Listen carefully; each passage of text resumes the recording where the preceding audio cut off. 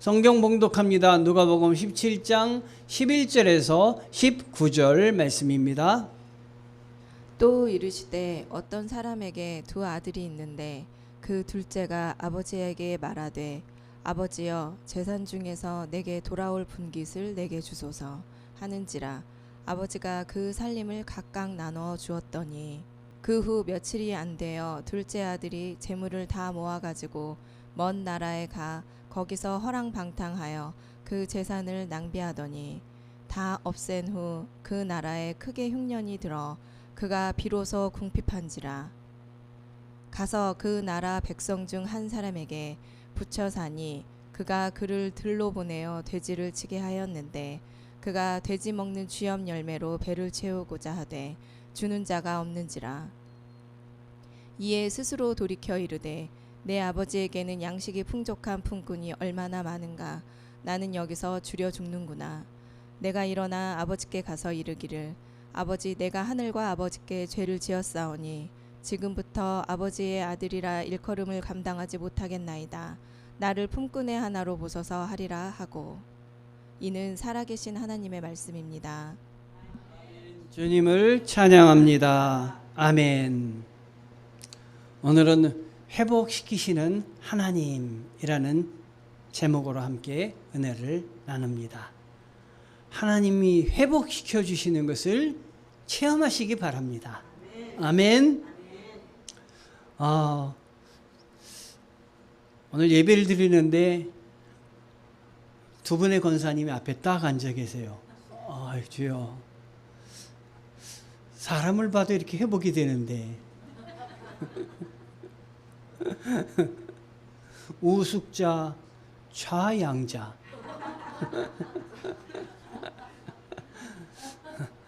자시스터즈예요. 저희 어머님이 경자, 옛날에 이름이 경자였다 그러시 처음에 일본식으로 이름을 줘서 아마 그런 것 같아요.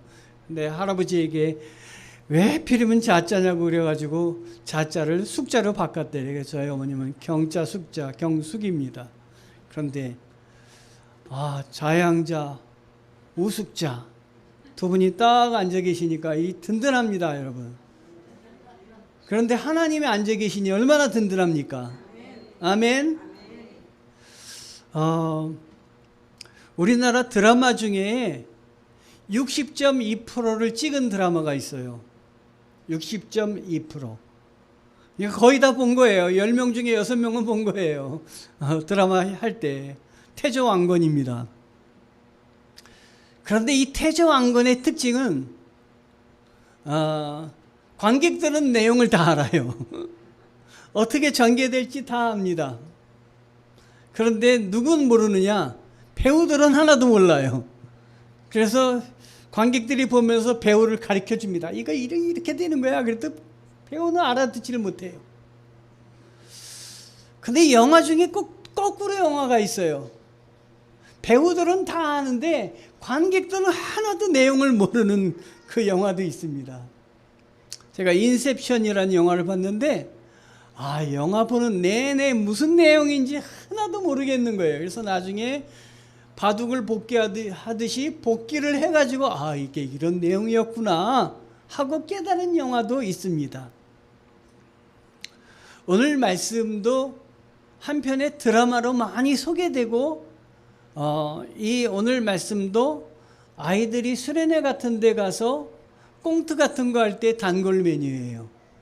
저도 그래서 이 꽁트로 이 돌아온 탕자의 비유에 대해서 제가 아이들 앞에 연극을 할 때가 있었는데요. 좀 늦게 갔더니 이미 꽁트의 내용, 주인공까지 다 정해놓은 거예요.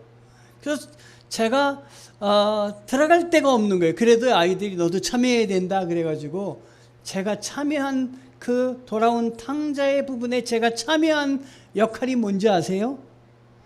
돼지. 돼지는 대사도 없잖아요. 대사도 없고 그냥 먹는 역할만 하면 되잖아요. 그런데 제가 돼지 역할을 먹는 역할을 하지만 다른 그 내용이 어떻게 흘러가는지는 하나도 모르는 거예요. 그러니까 애들이 나와서 하는 대로 이렇게 돼지 먹을 때는 꿀꿀거리고 옆에서 계속 먹기만 하는 거예요. 우리 인생이 혹시 그러하지 않을까? 하나님이 나에 대한 계획이 어떠신지 내가 모르고 사는 게 아닌가? 그리고 내 마음대로 살다가 하나님의 은혜도 잊어버리고 내 방법대로 살아온 게 우리 인생이 아닌가? 그런데 우리 하나님은 우리를 사랑하여 주셔서 회복시켜 주시는 하나님이십니다. 아멘. 하나님이 회복시켜 주심을 믿으시기 바랍니다. 하나님은 순간순간 우리를 회복시켜 주세요. 조금 아까 1부 예배를 드리고 2부 예배 사이에 있는데 우리 정집사가 목사님 애니를 위해서 기도해 주세요. 그래가지고 제가 기도를 해줬는데 변비로 오랫동안 변을 보지 못했대요. 그래서 제가 간절히 기도하면서 마음에 회복이라는 생각을 했습니다. 하나님 회복시켜 주시옵소서. 회복시켜 주시옵소서. 그랬더니 우리 안주현 집사가 들어왔다가 기도하는 걸 듣고 내용을 듣고 아빠는 똥 전문 목사야. 똥 전문 목사면 어떻습니까? 아이들 기도해서 회복되면 은혜지요. 아멘. 우리도 회복시켜 주시면 은혜입니다. 누가복음 15장 11절 12절에 예수께서 말씀하셨다. 어떤 사람에게 아들이 둘이 있는데 작은 아들이 아버지에게 말하기를 아버지 재산 가운데서 내게 돌아올 몫을 내게 주십시오 하였다. 그래서 아버지는 살림을 두 아들에게 나누어 주었다. 보통 큰 아들은 모범생이고 작은 아들이 말썽쟁이 아니에요? 여기서도 그런 것 같아요. 작은 아들이 아버지 내게 돌아올 몫을 내게 주십시오. 보통 유산을 주십시오 이렇게 얘기하면 유산은 어느 때 받는 겁니까? 돌아가시고 나서 받는 겁니다. 그런데 지금 유산을 달라고 하는데 아버지가 돌아가셨습니까? 멀쩡하게 살아계십니까? 멀쩡하게 살아계신 거예요. 보통 이럴 때 시퍼렇게 살아있는데 유산을 달라고 지금 하는 거예요. 자, 유산을 미리 달라는 의미가 뭘까요? 이 부분에 제가 책을 쫙 읽어봤더니 중동 지방은 가부장적 사회래요. 가부장적. 우리나라보다 더 심한 가부장적 사회예요. 아버지가 죽으라면 죽어야 돼요. 아버지가 이리 가 하면 가야 돼요. 아버지의 권위가 아주 막강한 시대입니다. 그러니까 아버지에게 중간에 유산을 달라 이 말은 이거는 가문에서 쫓겨날 각오를 해야 된다는 거예요. 그 정도로 아버지에게 대항한다고 하는 것입니다. 아버지에게 대항할 만한 그 의지가 없을 때 이런 말을 꺼낼 수도 없다는 거예요. 그러니까 이 유산을 주십시오 할 때 아버지는 어떻게 하면 되냐면 그냥 내치면 되는 거예요. 가문에서 내치고 집에서 내치고. 자, 이게 정상적이에요. 자, 그런데 이게 아버지의 반응인데 아버지는 어떻게 했습니까? 여기에 오늘 말씀에 아버지는 어떻게 했습니까? 그렇게도 부족할 텐데 아버지는 두 아들 몫으로 유산을 띄워주셨다 이렇게 말하고 있어요. 자, 이건 세상의 아버지가 아니다 이런 생각을 여기서 하셔야 됩니다. 그렇죠? 세상의 아버지는 당시의 아버지는 내치는 아버지일 텐데 내치지 않으시고 아들의 마음을 받아들이셨다. 당시의 아버지가 아니구나. 그러면 당시의 아버지가 아니면 이 얘기는 뭘 얘기하는 것일까? 하나님 아버지를 말씀하시는구나. 여러분 그 생각을 하셔야 돼요. 하나님 아버지를 말씀하시는구나. 하나님 아버지는 우리가 정상적이지 않은 아버지에게 부탁을 하더라도 들으시는 하나님 아버지시구나. 귀담아 들어주시는 하나님 아버지시구나. 사람들의 모든 견해에 따르지 않고 하나님이 뜻하신 바를 이루시는 하나님이시구나. 여기에 메시지가 있습니다. 하나님은 사랑의 하나님이시다. 그래서 아버지는 어떻게 하십니까? 살림을 나눠 주었습니다. 자, 살림을 나눠 주었는데 이 가정이 순탄하지는 않았을 거예요. 왜냐? 다음 절을 보면 그렇습니다. 며칠 뒤에 작은 아들은 제 것을 다 챙겨서 먼 지방으로 가서 거기서 방탕하게 살면서 그 재산을 낭비하였다. 이렇게 나와 있습니다. 자, 며칠 뒤에 먼 지방으로 갔는데 재산을 처분하고 갔겠죠. 재산에는 뭐가 있냐면 동산과 부동산이 있는데, 당시에 재산을 따지면은 그대로 올라갈수록 동산 돈보다는 부동산 땅이 많았을 거예요. 그러면 이 땅을 처분하기 위해서 바로 간 것이 아니라 며칠 후에 갔다고 하니까 며칠 동안 동분서주에서 처분을 했다고 하는 거예요. 그러면 먼 나라로 아버지를 떠나가려고 하는 이 마음에 급하게 처분을 했기 때문에 아마 제값을 못 받았을 거다, 이런 생각을 하게 되는 거죠. 여러분, 무리해서 뭐를 진행하다 보면 제값을 받지 못합니다. 지금 아버지를 정말 반대해서 이건 떠나는 거예요. 그런데 이 아버지를 반대해서 떠나는 건 어떤 의미에서는 세상의 아버지지만, 우리는 하나님 아버지를 생각하지도 않고 하나님 아버지를 내 인생에 염두도 두지 않고 살아간 건 떠난 아들과 다를 바가 없다. 내가 지금까지 삶을 살아보면 하나님을 떠나 살았던 삶이 아니었던가 하는 생각을 할 필요가 있습니다. 왜냐하면요, 지금 말씀해 드리려고 하는 내용을 여러분이 들으시면 더 정확하게 나옵니다. 재산이라는 말이요, 살림인데요, 이 살림이라는 말로 성경에는 표현되고 있는데, 살림이란 말은 헬라어로 따지면 비오스, 이렇게 얘기합니다. 그런데 이 비오스의 뜻은 생명이란 뜻으로 쓰입니다. 즉 재산을 처분하고 갔다고, 재산을 나눠주었다고 하는데, 원어에는 재산을 나눠주었다는 것이 생명을 나눠주었다 하는 말로 쓰여져 있다는 것이에요.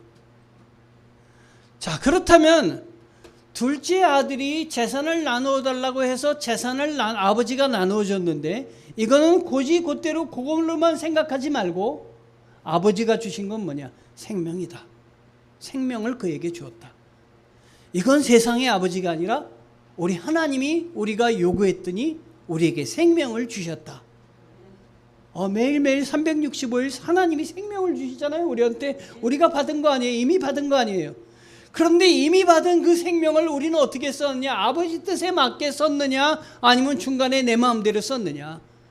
아버지 곁에서 썼느냐? 아니면 내 아버지와는 동떨어진 멀리 있는 아버지가 원하지도 않는데 내 생명을 썼느냐? 여러분, 거기까지 여러분의 생각을 미치게 해야 됩니다. 그래서 아버지는 살림을 나눠준 거예요. 살림이 생명을 나눠준 거예요.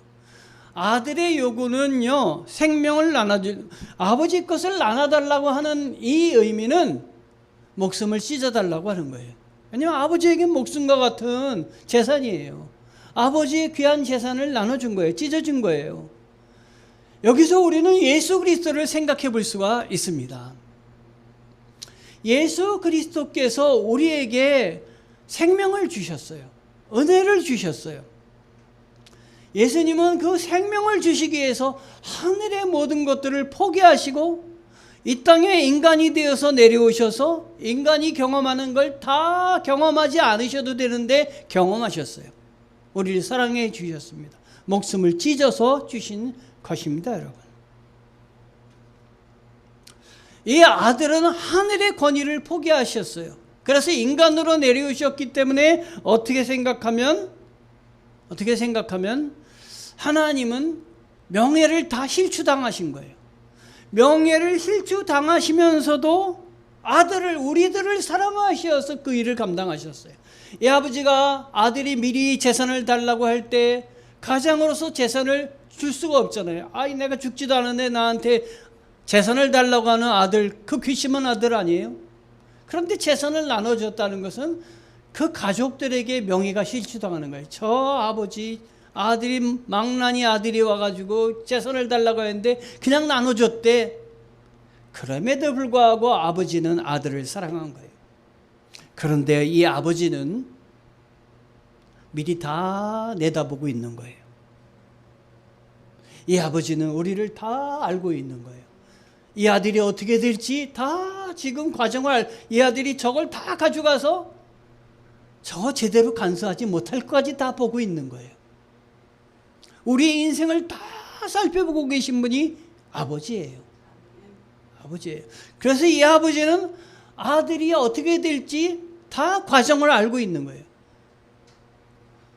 마치 영화의 과정이 어떻게 될지 관객들이 이 태조왕건이 어떻게 할지 역사를 알고 있으니까 다 알고 있는데 그 내용을 알지 못하는 배우들만 고생하는 거예요. 지금 아들만 어떻게 될지 모르는 거예요. 아버지는 미리 다 내다보고 계신 것입니다. 우리 하나님이 다 지금 알고 계시고 다 내다보고 계신 것입니다. 결국 이 아들이 어떻게 했습니까? 모든 것을 탕진했습니다.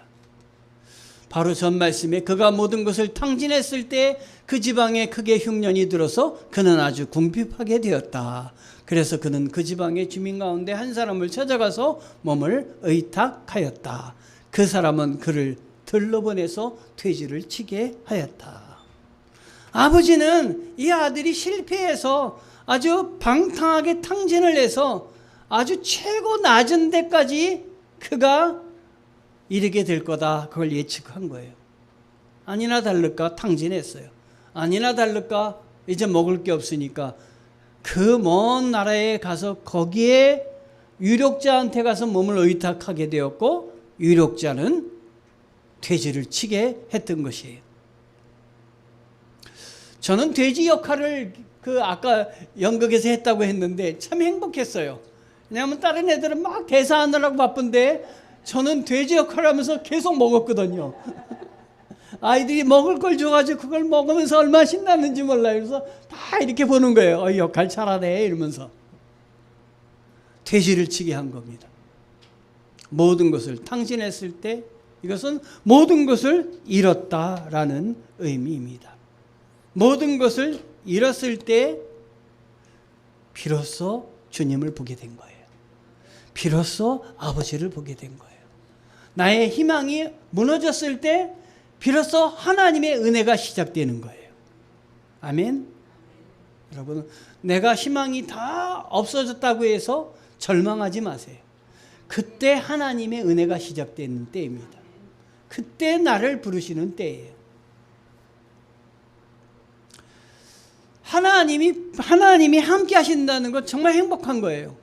내가 하나님을 볼 수 있다고 하는 거 행복한 거예요. 보이지 않는 하나님이 보인다는 거 행복한 거예요. 이거는 어느 때만 가능하느냐? 하나님이 나를 찾아주실 때만 가능한 거예요. 그렇죠? 보이지 않는 하나님이 내가 볼 수 있게 되는 건 하나님이 나를 찾아주실 때 가능한 거예요.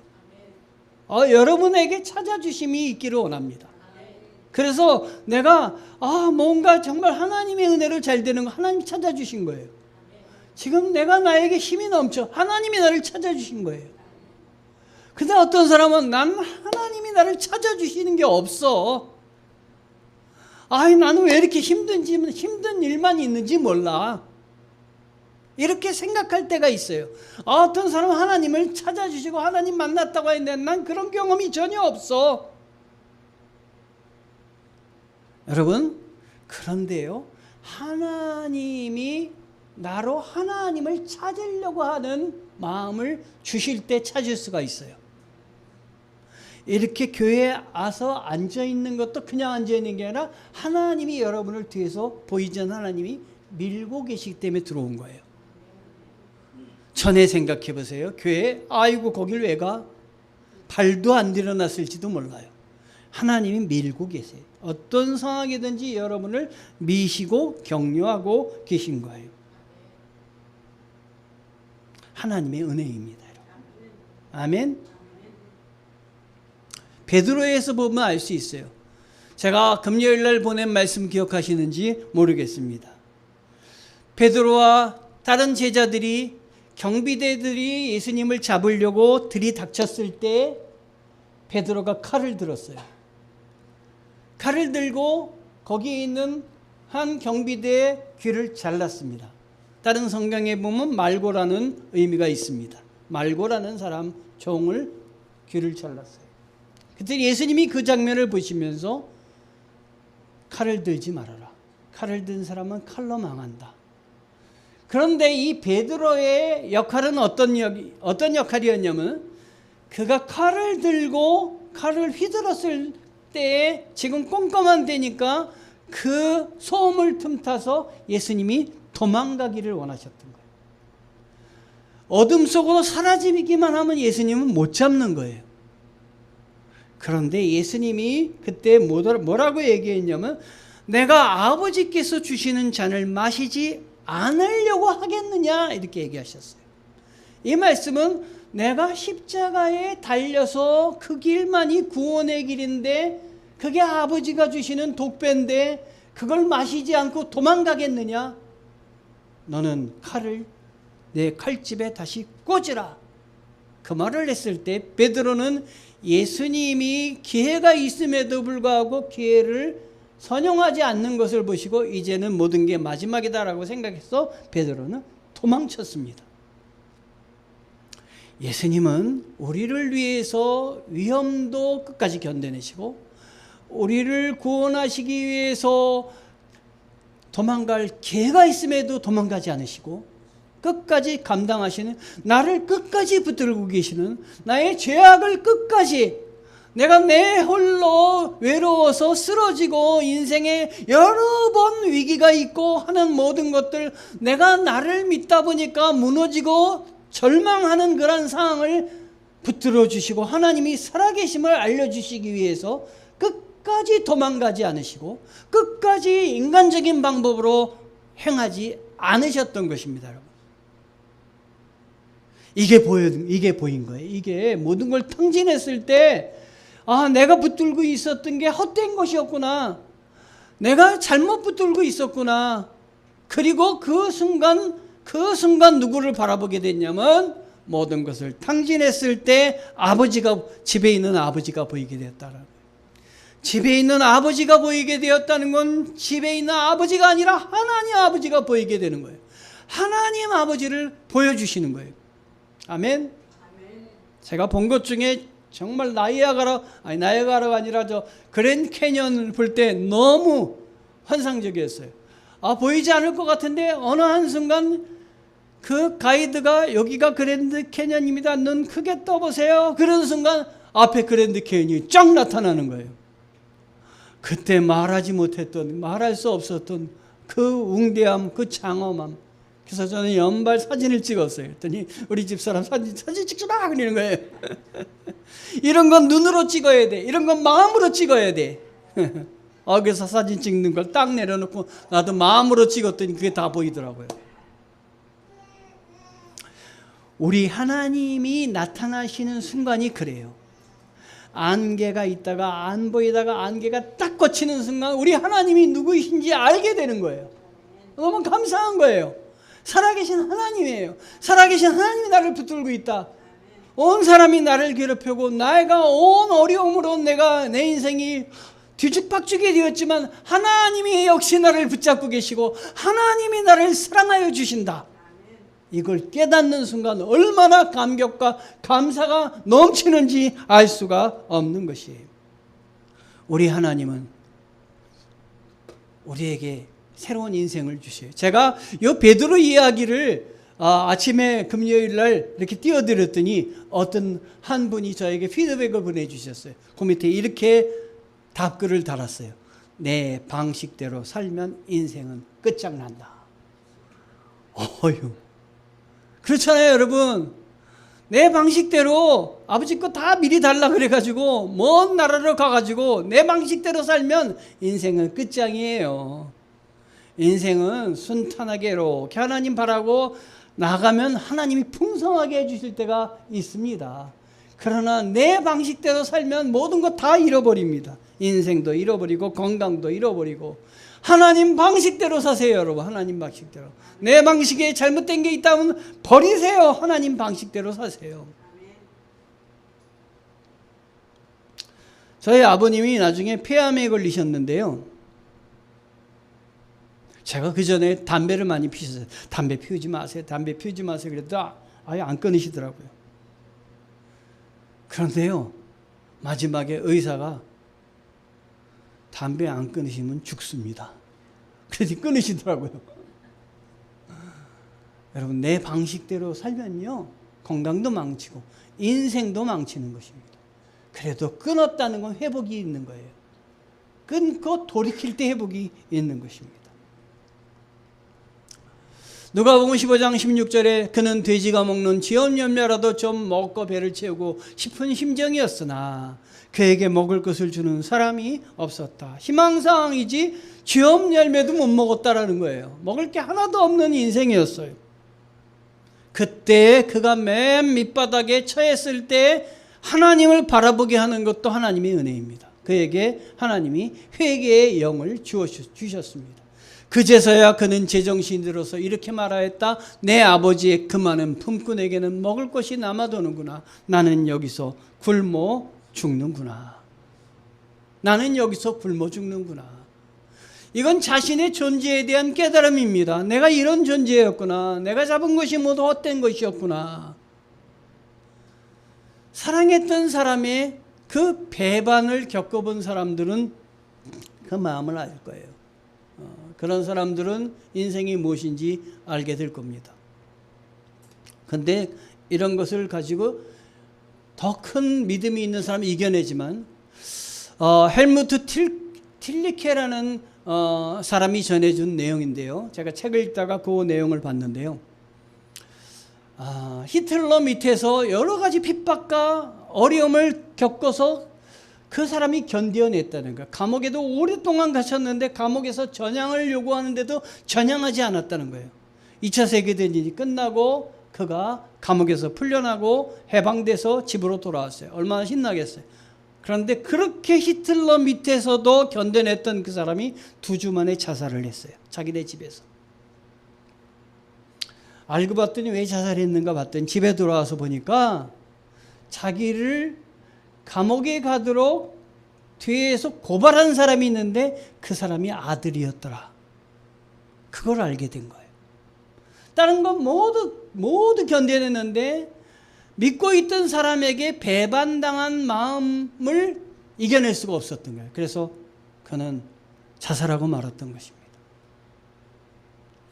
우리 주님은 믿었던 사람, 제자들에게도 배반당하셨어요. 사랑했던 사람들에게도 배반당했어요. 어쩌면 여러분의 인생에서 가장 사랑하는 사람들에게 배반을 당할 때 가슴이 더 쓰리고 아플지도 모릅니다. 그런데요, 그때 하나님을 바라보세요. 그때 주님을 바라보세요. 그러면 거기서 주님이 주시는, 나에게 주시는 메시지가 분명히 있습니다. 세상 것을 사랑하지 말아라. 세상 것을 잡고 있지 말아라. 내가 잡고 있는 것이 헛된 것이다 하는 것이에요. 우리는 하나님을 바라봐야 되겠습니다. 우리에게 갈급함을 주시는 분 바로 주님이십니다. 보이지 않던 아버지가 보이는 순간이 그 순간이어서 그는 일어나서 아버지에게 돌아가서 이렇게 말씀드려야 되겠다.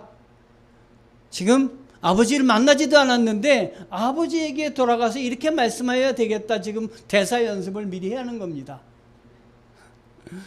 옛날에 데이트할 때 내가 가서 뭐라고 얘기해야지 머릿속에서 그냥 데이트할 때 상대방에게 할 말을 미리 막 연습하듯이 지금 아버지에게 연습하는 거예요. 대사 연습 한번 해봅시다. 우리 다 같이. 아버지, 내가 하늘과 아버지 앞에 죄를 지었습니다. 시작. 아버지, 내가 하늘과 아버지 앞에 죄를 지었습니다. 지금 대사 연습을 하고 그리고 회개의 영을 부어주시는 하나님 앞에 기도하며 아버지를 찾아가는 거예요. 제가 이 말씀을 준비하는데 믿음이 없이는이라는 찬송이 떠올랐어요. 이 찬송 글귀가 얼마나 은혜가 되는지 이따가 예배 다 드리고 결단 찬송할 때 같이 불러볼 겁니다. 주님, 제 마음이 너무 둔해서 주님을 볼 수 없습니다. 이 땅에 속하여 이 땅만 보다가 주님 손을 놓쳤습니다. 나는 나그네로 왔는데 왜 주저앉게 되었나? 나는 청지기인데 언제부터 내 삶의 주인이 되어 버렸나? 믿음이 없이는 기쁘시게 못하나니 고된 수고도 다 헛될 뿐이라. 믿음이 없어서 무너진 삶의 모든 자리에 다시 주님을 기다립니다. 바로 우리들의 가사이며 지금 이 돌아온 탕자 작은 아들이 부르는 찬송이에요. 믿음이 없이는 기쁘시게 못하나니 고된 수고도 다 헛될 뿐이라. 믿음이 없어서 무너진 삶의 모든 자리에 다시 주님을 기다립니다. 나는 더 이상 아버지의 아들이 아니라고 불릴 자격이 없으니 나를 품꾼의 하나로 삼아 주십시오. 그는 일어나서 아버지에게로 가서 지금까지 막 여러 번 말도 안 떨어질까 봐 애쓴 모든 것들 연습하고 아버지에게 간 거예요. 기도할 때도 그렇잖아요. 하나님께 기도하려고 하는데 하나님이 보이지가 않으니까 기도가 입에 안 떨어지는 거예요. 근데 자꾸 연습해서 하나님께 첫마디를 띄는 게 중요한 거예요. 기도하는 게. 나의 정말 속에 있는 마음을 겉으로 꺼내서 하나님 보이지는 않지만 그러나 하나님이 나를 여기까지 보내주셨는데 하나님 붙잡고 하나님 알게 도와주시옵소서. 나도 하나님을 만나는 놀라운 역사를 허락하여 주십시오. 그럼 우리 하나님 만나게 해주십니다. 만나십니다. 제가 그렇게 만났습니다. 제가 전하고 있습니다. 그가 아직도 먼 거리에 있는데 그런데 지금 놀라운 일이 벌어졌어요. 그의 아버지가 그를 보고 측은히 여겨서 달려가 그의 몫을 껴안고 입을 맞추었다. 하나님이 나를 먼저 보셨다. 하나님이 작은 아들을 먼저 보셨다. 꼴이 말이 아니고 아들과 같은 다른 사람 아무도 못 알아보는데 우리 아버지가 멀리 있는 아들을 오매불망 언제나 돌아올까 살펴봤던 그 아버지가 아들을 먼저 보고 달려가서 그의 몰골이 어떻든지 냄새가 나는지 어떻든지 그가 어떤 상태든지 상관하지 않고 껴안고 입을 맞추시는 아버지, 살아계신 하나님의 아버지입니다. 먼저 찾으시는 하나님이십니다. 먼저 나를 찾아오시는 하나님이십니다. 하나님이 나를 찾아오셨기 때문에 나는 알지 못하지만 하나님이 먼저 나를 붙잡으셨기 때문에 내 믿음이 시작됐고 내 신앙이 시작되는 것입니다. 어떤 사람을 통해서든지 누구를 통해서든지 하나님이 나를 붙잡고 사랑하신다. 그거 믿으시기 바랍니다. 누가복음 15장 21절에 아들이 아버지에게 말하였다. 아버지가 내 하늘과 아버지 앞에 죄를 지었습니다. 이제는 아버지의 아들이라고 불릴 자격이 없습니다. 가장 낮아지고 가장 순수하고 겸손하게 내가 아버지를 떠나서 살았던 삶을 지금 고백하고 있는 아들입니다. 이건 바로 뭡니까? 회개의 영을 하나님이 부어주시는 거예요. 회개의 영을 부어주실 때 회개가 가는 겁니다. 내가 내 죄를 알게 될 때 내가 지금까지 하나님을 떠나서 내 멋대로 내 인생은 내가 주인인 줄 알고 살았는데 지금 보니까 그게 아니에요. 그래서 괴로울 때도 많고 힘들었을 때도 많이 있는데 하나님이 나를 붙잡고 계시군요. 내 인생의 주인이 내가 아니라 하나님이시거든요.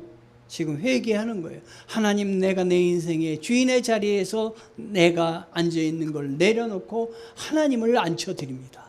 하나님 영광 받아 주시옵소서. 그랬더니 아버지가 뭐라 그럽니까? 아버지는 종들에게 말하였다. 어서 가장 좋은 옷을 꺼내서 그에게 입히고 손에 반지를 끼우고 발에 신을 신겨라. 그리고 살찐 송아지를 끌어내다가 잡아라. 우리가 먹고 즐기자. 나의 이 아들은 죽었다가 살아났고 내가 잃었다가 되찾았다. 그래서 그들은 잔치를 벌였다. 우리 하나님이 이런 아들이 돌아와서 고백할 때는 잔치를 베풀어 주시는 거예요. 은혜의 자리가 되게 하시는 것입니다. 하나님이 붙잡으면 내가 아무리 애써서 하려고 했던 거 안 됐던 것도 되게 하십니다. 사무엘하서 5장 10절에 하나님이 다윗에게 이렇게 이야기하십니다. 만군의 여호와 하나님께서 다윗과 함께 계시니 점점 강성하여 가니라. 아멘. 하나님이 함께 계시면 강성하여 줄 줄 믿습니다. 하나님이 함께 계시면 우리 교회, 요 작은 교회지만 하나님이 넓혀주시고 하나님의 원대한 일들을 위해서 사람도 불러주시고 모아주시고 행하여 주실 줄 믿습니다. 우리를 위해서 도망칠 수 있음에도 불구하고 도망가지 않으신 예수님이십니다. 내가 이 잔을 마셔야 되는데 내가 이걸 피하겠느냐? 하나님이 주신 사명을 붙잡으신 하나님이십니다. 하나님이 여러분에게 주신 사명은 무엇입니까? 인간적으로 세상에서 잘 살고 잘 먹으라고, 그냥 물질적으로 풍요하라고 여러분을 불러주셔서 여러분에게 많은 것들을 허락하여 주신 줄, 여러분 그것으로 여러분의 인생이 끝난 줄 아십니까? 하나님의 영광을 위해서 살라는 것입니다.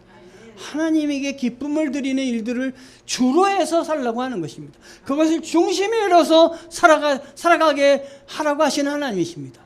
주님이 도망가지 않으셨듯이 도망치지 마시기 바랍니다. 주님 붙드시기 바랍니다. 그래서 내 사명이 무엇인지 감당하시고 회복하시는 하나님 앞에 오늘도 주님 앞에 자복하시고 하나님께 영광 돌리는 주님의 자녀들이 되시기를 축원합니다. 기도하시겠습니다. 하나님 감사합니다. 오늘 회복의 은혜를 주시옵소서.